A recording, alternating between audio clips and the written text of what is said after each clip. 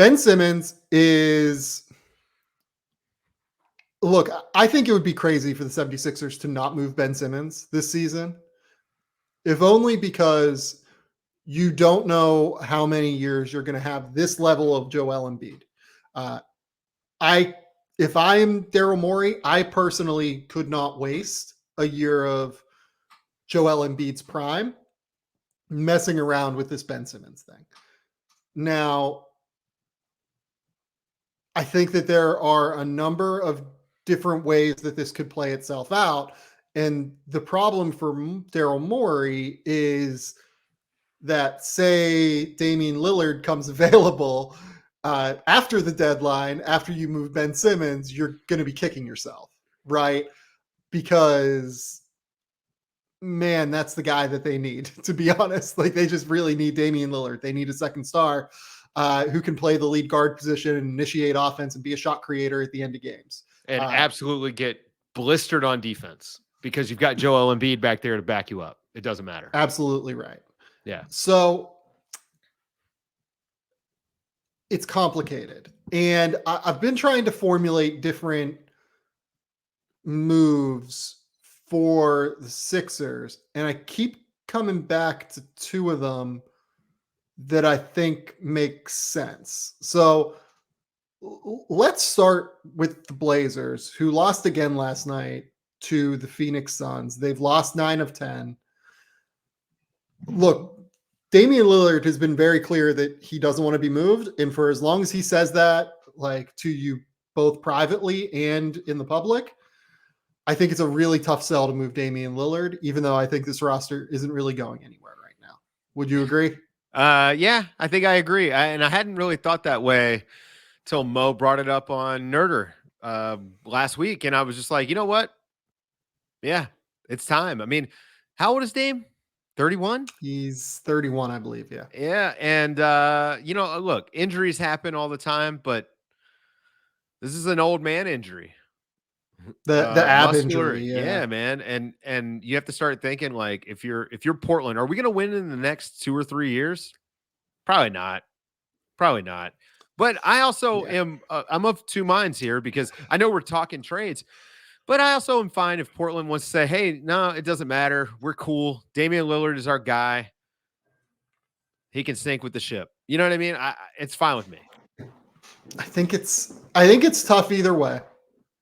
I think regardless of what this is, and look, this is complicated by the fact that the Portland Trail Blazers have an interim general manager right now in Joe Cronin. Damian Lillard came out last night and said that he feels that Joe Cronin should get the job, right? So that could change things as well. I think that in general, this is a very complicated issue. Now, if Portland needs to sit down and have a conversation with Damian Lillard and say, look, we need you here for 3 years, or we need to move you. Like, there's not really an in between. We would be willing to give you this. I mean, should they be willing to give him this max extension that he's eligible for this summer, or he'll be making $50 million when he's 36 years old? No. He's not that level of player. I mean, for me, at least, and I mean, this is actually the first time I've said it on a podcast, but it's also the first time anybody's presented this specific scenario, which is that giant extension. It's like, no, man, I just don't think Damian Lillard can be the best player on a championship team. He's not that dude. He doesn't make the guys around him good enough. That's the difference. Now, could he go maybe win a title with Joel Embiid? Maybe. Because Joel Embiid would be the best player on that team. Well, and they'd have 2 of the 10 best players, or 2 of the 12, let's say, best players in the league. 2 of the 15, sure. Let's say. Yeah. I don't know. That's just literally just pulling it off the top of my head. But I think that I just don't. If I was Portland, I would not want to be locked into Damian Lillard for any other reason than the fact that he is the greatest trailblazer of all time. If you're only thinking about, all right, can we win a title in the next 3 years with Dame? No, hell no. No, you're not going to. Not unless you're getting somebody else in there. And I think we know the answer to that at this point. So if that's the case, I wonder if there is a move to be made here. Now, I let me throw a scenario at you. If you are Portland, you can move Damian Lillard to the Philadelphia 76ers. You can get Ben Simmons, Tyrese Maxey, Matisse Thybulle, God knows how many first round picks, right? Let's say like 3 or 4 first round picks, right? And I think Philly probably has to do that at the end of the day. Now, wait, this is where what was the deal? Did you say Matisse? Yes. Man, that's steep. You don't. If you are Philly, you are holding out everything at this point for a superstar top 15 guy within this Ben Simmons deal.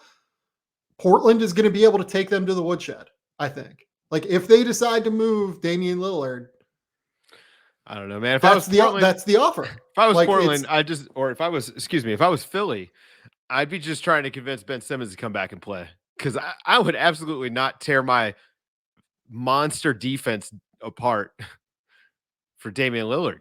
I probably would, but that's just me. Well, like different sensibilities, maybe. Yeah. But I also just think I don't know, man. Maybe I just don't think Damian Lillard's all that great. I think he's pretty amazing. I think he's okay. He's good, right? Like he's an all-star level player. I'm not saying that. I just don't think that he is I don't think he puts him over the top. Plain and simple. I think that he's going to get roasted so hard defensively that he actually they wouldn't have guys to back him up, because if you're getting rid of Matisse, now you don't have maybe the best defensive guard in the league, second, third best defensive guard in the league. I don't know, man. I'd rather have Ben Simmons, maybe. if I'm Philly, I wouldn't. I'd rather try to make Simmons work. I would not in the playoffs, because I think we know at this point they're not going to win a title. Yeah, they're not going to guard. Like you might be able to win a title with Damian Lillard and Joel Embiid. If you're telling me I can get Lillard for Simmons, I'm all in. If you're telling me I can get him for Simmons, Maxey, and some picks, I'm in. But once you start getting all right, now you're taking apart huge parts of what's going to make Lillard work, right? Like Matisse Thybulle makes Damian Lillard acceptable on defense with him and Joel Embiid. That is so. I don't think the Dame is as disastrous on defense as you do. He's not good. Don't get me wrong. He's not a plus defender, but I don't think he is going to get. He dies on every screen, man. He just when he tries on defense, even it's just not great. I just and but they still have your guy. They still have your guy to handle this in the biggest moments in Danny Green. Yeah, no. All right. See, this is the thing. And I'm the only Danny Green realist, I think. Danny Green is not that guy anymore. Danny Green hasn't been that guy for a while. And honestly, even at his peak, Danny Green was never the, hey, go shut that guy down guy. He was he's always been a better help defender. Make that guy work. He's the greatest transition defender in NBA history. It's him or Bill Russell, and I didn't see enough Bill Russell. That's a joke. I don't know if Danny Green's the best, but he's very, very good at transition. He's one of the greatest team helpers of the modern era. This is part of why Danny Green has been so good and on so many good defenses. But he was never that guy, and he's definitely not now. I don't know that Danny Green isn't the Danny Green that he was 2 years ago. I mean, he's lost a couple steps. So I just think that to dismantle your defense, I don't know, man. I just don't know if Dame is, and I know that this defies convention, but that's a guy that did not adjust well, and we can blame it on injury or whatever, but he did not adjust well to not being able to grift. And I'm not surprised. So I don't think it's that. I don't think that it's the fouling thing. I think it's that he has this abdominal injury and that he needs to honestly not play for a little while.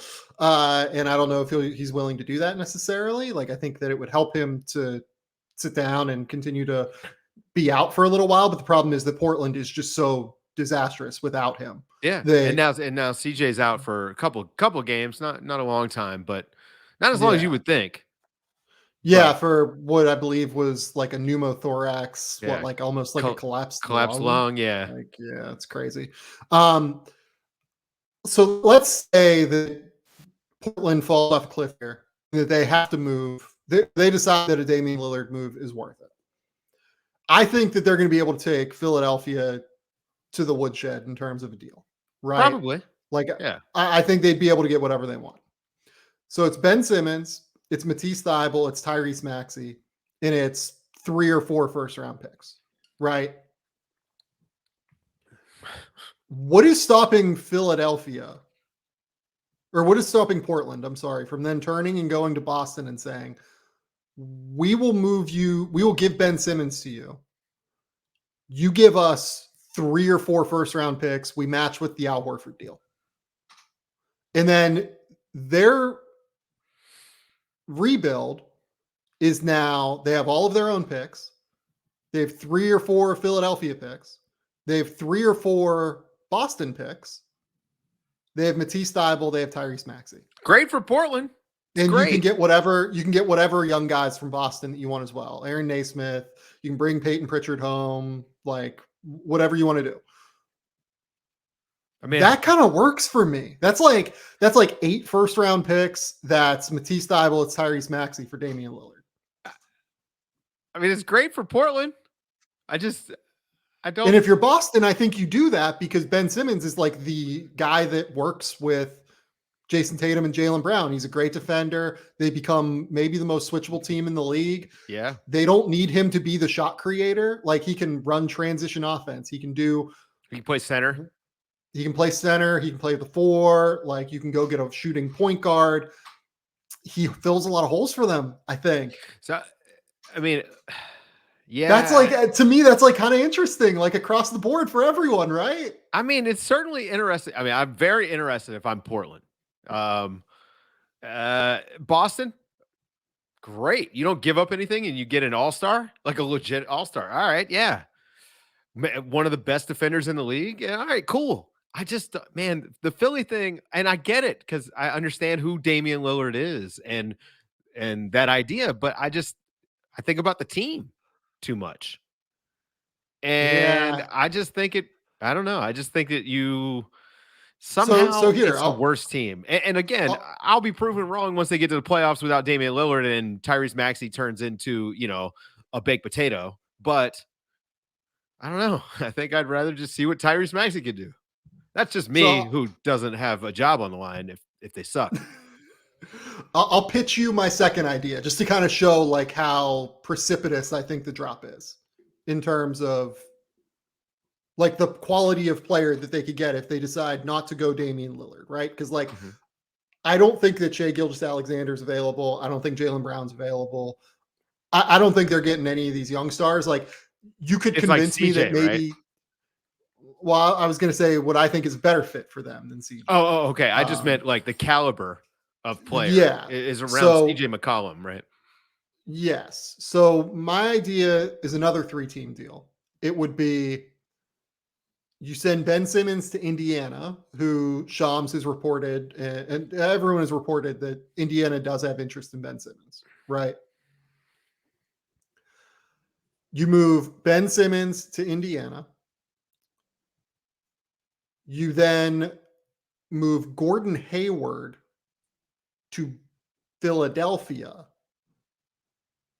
And then Indiana moves Miles Turner to Charlotte. And TJ Warren or Karis LeVert, plus you get Philadelphia can get picks, Charlotte can get picks, whatever we need, right? But now you're cooking. That kind of fills a few different things. That's a great because Gordon Hayward makes sense, I think, with this current iteration of the Philadelphia 76ers. He's a great shooter. He can initiate sets. Part of the reason that Gordon Hayward signed in Charlotte was that he wanted to be like the guy who takes the last shot, right? Like he wanted to be the guy at the end of games. He can still kind of be that in Philadelphia, just on a better team.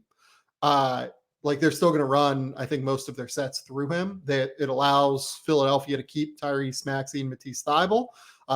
Maybe they get some additional assets from Charlotte or from Indiana, depending on however you want to move the picks. I'm just kind of trying to come up with a framework of a deal as opposed to what the actual deal would be, because I think that the value is off a little bit on all three of those sides, and that you'd have to fill in the cracks.